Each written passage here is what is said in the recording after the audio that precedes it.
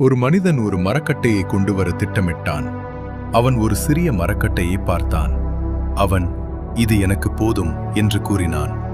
ஆனால் கடவுள் அவனுக்கு ஒரு நீளமான மரக்கட்டியை காட்டினார். அந்த மனிதனுக்கு அது புரியவில்லை. சில சமயங்களில் கடவுள் நம் திட்டங்களை மாற்றி நம்மை தமது வழியில் நடத்துகிறார். நாம் விரும்பியதை விட அவருடைய வழி கடினமாக தோன்றலாம். சில நேரங்களில் நாம், "ஆண்டவரே, ஏன் இப்படி நடக்கிறது?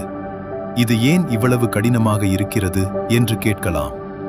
நாம் கடினமான பகுதியை மட்டுமே பார்க்கக்கூடும், ஆனால் கடவுள் முன்னே என்ன இருக்கிறது என்பதை பார்க்கிறார்.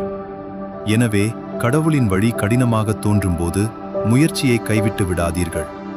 தொடர்ந்து நடங்கள், தொடர்ந்து நம்பிக்கை வையுங்கள்.